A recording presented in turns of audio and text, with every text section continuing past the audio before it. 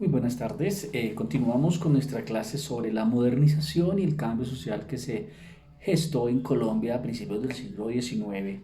En el día de hoy vamos a hablar de la educación, algo que nos compete a todos en este ciclo en el que estamos nosotros.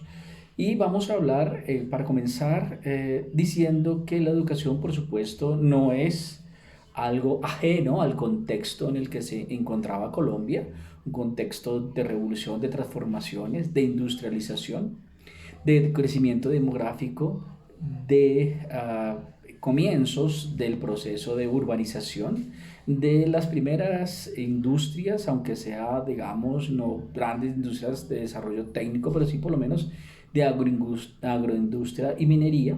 En el plano político seguimos, y esto va a marcar mucho la educación en esta primera mitad del siglo XX, y es la disputa que hay entre los partidos conservador y el partido liberal. Acuérdense que estos, digamos, aunque hacen parte del mismo ciclo capitalista, en últimas tienen una visión distinta. El conservador es mucho más arraigado, mucho más cercano a la tradición colonial, a lo terrateniente, a la tierra, al comercio, a la iglesia, por supuesto. Y el liberal es más una perspectiva más abierta a la industrialización, a la educación, a lo laico, al humanismo.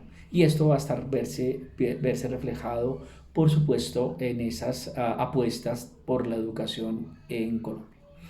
Se da el comienzo del proceso de urbanización, como dije, y de transformación demográfica. Entonces, el primer momento, cuando empieza el impulso de la educación, es en el marco de la República Conservadora.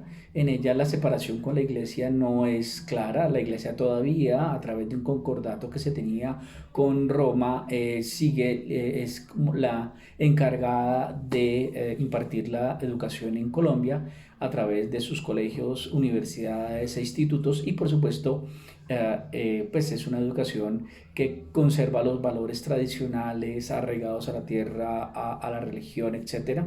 Ahí empieza a haber una implementación por propender por una educación más generalizada, por lo menos en el plano de la primaria. No se toca mucho el problema de la mujer en la educación, ni el problema de la educación secundaria, ni el problema tampoco de la educación superior. Digamos, están ahí las universidades, pero especialmente es una apuesta mucho más desde las universidades privadas, y por supuesto con un carácter confesional.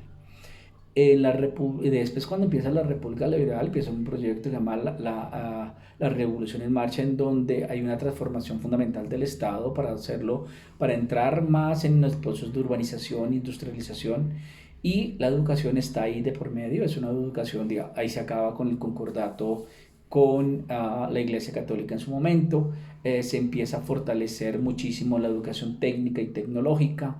Digamos, la educación media es el gran bache. Ahí no hay digamos, mucho avance. Sí se empieza a discutir sobre la educación en la mujer. Se le da mayor fuerza y autonomía a la Universidad Nacional como garante, pues, de esta nueva educación universitaria que debe propender por los desarrollos técnicos y profesionales en Colombia. De forma tal que son dos modelos importantes en la educación que vamos a ver en los que estamos asistiendo nosotros en esta reforma de principios del siglo XX en Colombia. Bienvenidos.